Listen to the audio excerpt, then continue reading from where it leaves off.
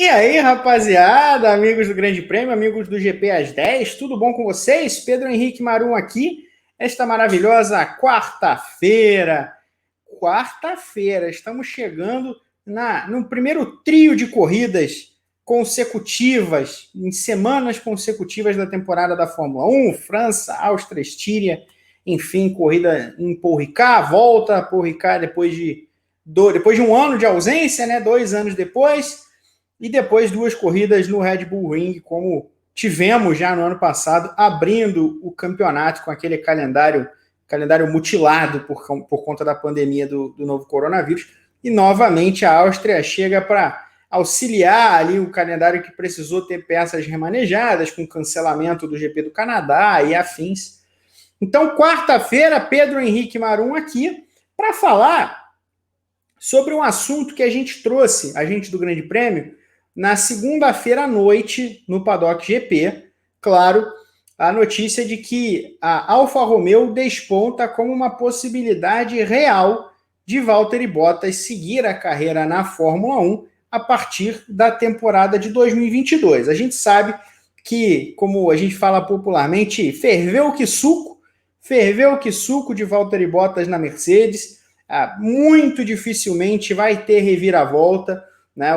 A Mercedes já parece definida, já parece decidida a seguir a vida, a fazer a fila andar e se livrar do Valtteri Bottas depois de 5 anos. Então, é muito improvável, todo mundo acredita nisso, eu também acredito nisso, que a Mercedes mantenha o Bottas, aconteça o que acontecer daqui até as férias de verão, que a gente sabe como funciona essa silly season, nessa definição do mercado de pilotos, mais ou menos no meio da temporada, no meio do campeonato, onde as coisas vão se solucionando.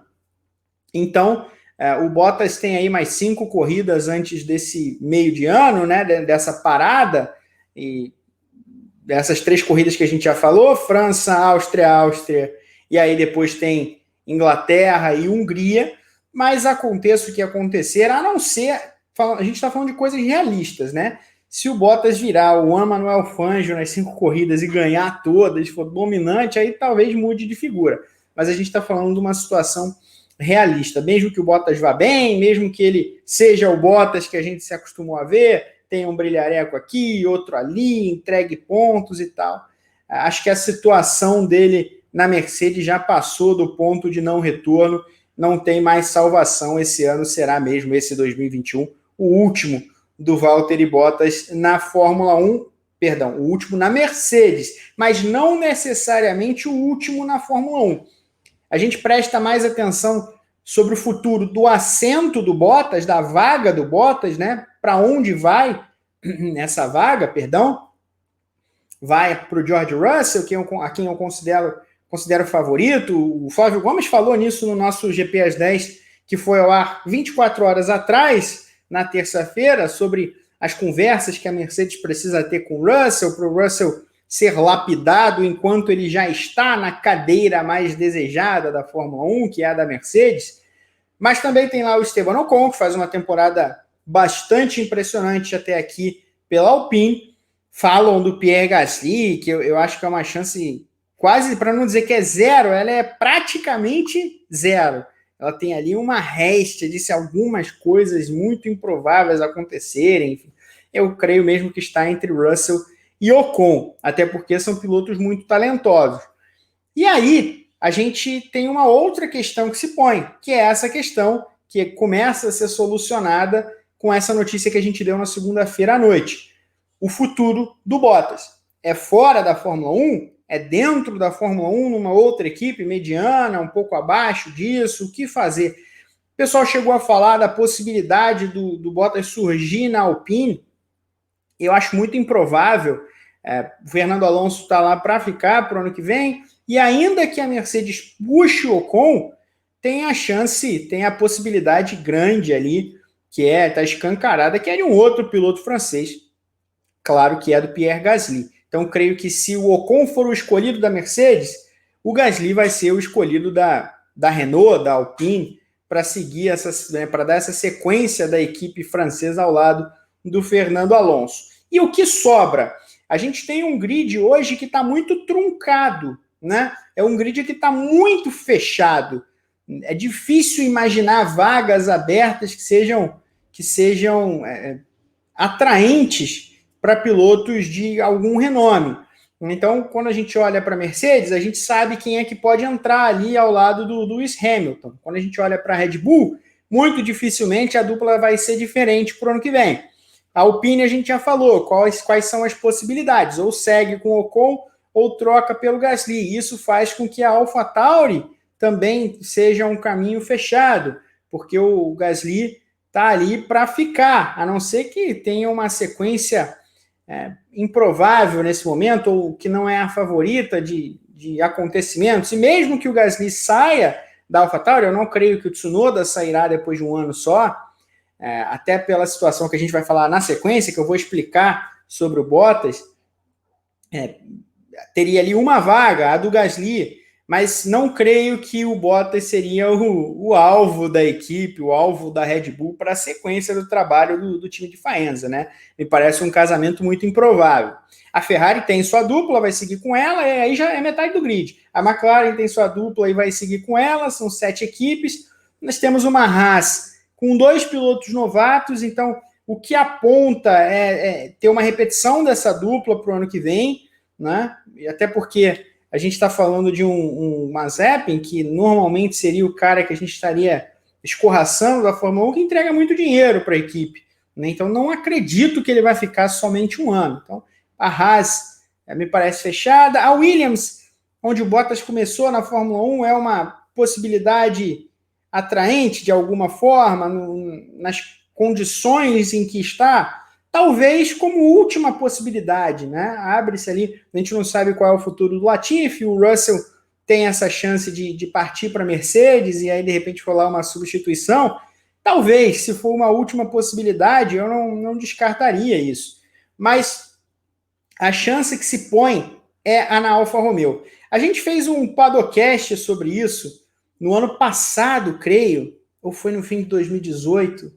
Enfim, eu acho que foi no 2019, né? Mas eu acho que foi no ano passado, sim, 2020, sobre duplas de pilotos para a Fórmula 1. E eu me lembro de ter falado sobre a possibilidade do Bottas na Alfa Romeo. Ali, claro, não era nenhuma informação, era só uma especulação baseada no desenho do grid e no que poderia acontecer. Então, não é surpresa alguma para mim que esse seja o desenho do momento. Primeiro, porque a gente vai olhar para essa dupla da Alfa Romeo e a gente tem um Kimi Raikkonen, que já é um piloto muito veterano. Né? O Kimi Raikkonen chega na Fórmula 1 em 2001, né? Na virada ali do milênio. Então, já tem muito tempo de Fórmula 1, já passou dos 40 anos de idade. Eu não sei até que ponto seguir para mais uma temporada, para uma quarta temporada de Alfa Romeo, é interessante para o Raikkonen para pegar uma nova tecnologia, uma nova geração de carros. Não sei, eu acho que esse ano é o limite do Raikkonen na Fórmula 1. E veja, eu nem estou esculhambando o Raikkonen aqui. Eu acho que o Raikkonen está fazendo uma temporada 2021 bem melhor do que a 2020, pelo menos no começo. Assim, para mim não tem nem muito como comparar. Essa temporada é muito melhor dele, esse começo, do que a temporada passada, onde ele foi muito mal. Ainda que ele esteja sofrendo com o Giovinazzi, mas o Giovinazzi também faz uma temporada muito melhor. O carro é melhor. Então, eu vejo uma vaga ali que está para abrir, que é a do Raikkonen. Ainda que o Giovinazzi se mantenha na equipe, tenha uma sobrevida, porque faz um ano bem correto, mas o Raikkonen, eu não consigo imaginar a possibilidade... Não é que eu não consigo imaginar, mas assim, eu vejo a possibilidade favorita dele não querer se envolver com uma nova geração de carros, começar um trabalho que vai distante, enfim. E aí tem a possibilidade de trazer um piloto como o Valtteri Bottas. Gente, como eu estou falando, é uma nova geração de carros, é uma tecnologia muito diferente. Claro, você vai ter o motor, todo o esquema do motor é parecido, isso não muda tanto, mas o carro, de maneira geral, vai ser muito distinto. Né? Vai ser uma situação de desenvolvimento bruto. Sempre que chega uma nova geração de carros na Fórmula 1, tem esse momento, né? Especialmente o primeiro ano, os primeiros 2 anos, eles são de um desenvolvimento feroz da tecnologia, uma lapidação feroz. As equipes não só precisam entregar bons carros para os pilotos, mas elas precisam gravemente e mais do que nunca que os pilotos entreguem respostas sobre o carro, feedbacks sobre o carro, porque a equipe está meio que no escuro, ela faz aquele carro dentro do regulamento que ela recebeu, mas é a primeira vez que ela está lidando com aquela regulamentação, com aquela tecnologia, muitas coisas são novas, então ela faz, mas ninguém tem uma ideia muito concreta até que a temporada comece de quem trabalhou bem. E depois, quando você vê os defeitos que vão se mostrar, e sempre vão se mostrar para todas as equipes, você não sabe exatamente onde estão esses defeitos, né? Falta desempenho, você sabe de maneira geral, ou falta desempenho, ou falta confiabilidade, ou ainda não falta nada, mas o piloto vai te dizer se tem algum defeito com parte tal do carro que pode vir a te trazer problema, ou você está vendo que tem falta de ritmo, não tem ritmo de volta lançada, ou de long run, de simulação de corrida, quando testa e tal. O que fazer, como fazer, você tem que ter a resposta do piloto. O piloto vai te dizer onde está o erro, onde você é deficitário, onde não está bom, onde não tem equilíbrio. E aí sim, você localizando essa parte do problema, onde está esse problema, você vai tentar atacar. E aí você vai entender melhor a tecnologia, você vai saber melhor como lapidar, baseado no que você tem de carro na mão e para o que você tem de piloto na mão. Então, para uma equipe média, como a Alfa Romeo, para todas, né? Mas especialmente numa equipe em ascensão, você tem que ter pilotos experientes, ou pelo menos um piloto muito experiente. Eu digo a Alfa Romeo está em ascensão, porque a Alfa Romeo tem essa parceria, é uma parceria histórica já da Ferrari com a Sauber, mas a proximidade tende a aumentar, porque as relações entre equipes são mais próximas na Fórmula 1 de hoje, a equipe pode comprar partes, componentes, peças, um monte de coisa das suas irmãs maiores, digamos assim, né? Foi um negócio que começou exatamente com a Ferrari junto à Haas comprando uma série de componentes do chassi, do conjunto da Ferrari, e a Alfa Romeo não está atrelada da mesma forma, mas a gente tem motivos para acreditar que isso vai aumentar, se não muito, pelo menos um tanto, na próxima temporada, com essa nova gama de tecnologias. Você tem ali uma rival, uma co-irmã, como a gente gosta de falar aqui no Brasil, que tem mais dinheiro, mais capacidade de desenvolver, mais capacidade de engenharia, mais capacidade de entender tecnologia. Por que não você vai se atrelar a ela, comprar coisas dela, trocar, fazer esse intercâmbio de conhecimento para ajudar a sua equipe menor com menos dinheiro, com menos orçamento, ainda que tenha um teto orçamentário, mas a gente sabe que essa diferença não vai ser execrada, ela não vai ser destruída, ela vai continuar existindo. Por que não você, equipe menor, se aproveitar disso, né? E a Ferrari vai em um momento de subida, porque teve um ano passado muito ruim, então o motor é melhor esse ano. O carro, de maneira geral, é melhor, mas o motor é muito melhor. A Alfa Romeo tem um carro melhor do que na temporada passada. Ela está bem na frente das duas equipes que hoje são as nanicas da Fórmula 1, porque não pontuam, Haas e Williams. Ela ainda não está no pelotão intermediário.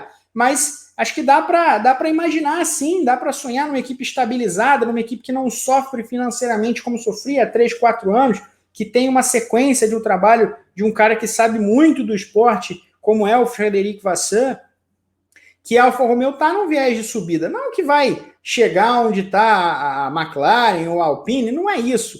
Mas brigar regularmente por pontos. E ter um cara como Bottas, um veterano de uma década de Fórmula 1, um cara que já ganhou corridas, um cara que vem, né, do lugar mais organizado, talvez de todos os tempos da Fórmula 1, né? Se a gente falar da Mercedes como melhor equipe da história, a gente está falando também de organização, e claro que quando você passa tanto tempo como meia década numa equipe como essa, você traz alguma coisa, você traz um feeling, você traz uma visão global, uma visão de organização, uma visão institucional mais completa do que você teria se passasse meia década na Williams, por exemplo, como o Bottas passou o começo da carreira. Então, claro que o Bottas é uma grande conquista para uma equipe da Alfa Romeo, com as necessidades da Alfa Romeo para 2022. O Bottas é uma vitória. O fã, o torcedor, pode torcer o nariz, pode fazer careta, pode à vontade, porque a gente sabe como ficou arranhada a imagem do Bottas, como segundão, como piloto, né, que não consegue acompanhar o Lewis Hamilton e que faz uma temporada nesse ano, especificamente em 2021, muito ruim, que teve uma Mercedes na mão por anos e nunca brigou por título.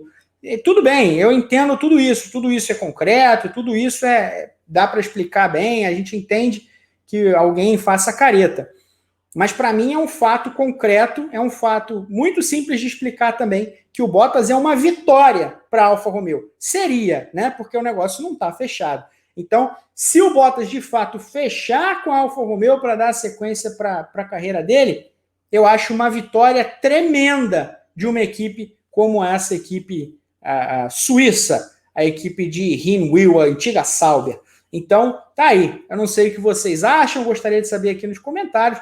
E aí já aproveito para convidá-los para curtir o vídeo, compartilhar o vídeo e acompanhar todos os nossos vídeos, toda a nossa programação na GPTV, no seu agregador de áudio favorito com o Paddockcast e no site, evidentemente. Acompanhe também a cobertura do GP da França no fim de semana. E é isso, eu vou ficando por aqui para não fazer outro vídeo gigantesco. Um grande beijo e até a próxima.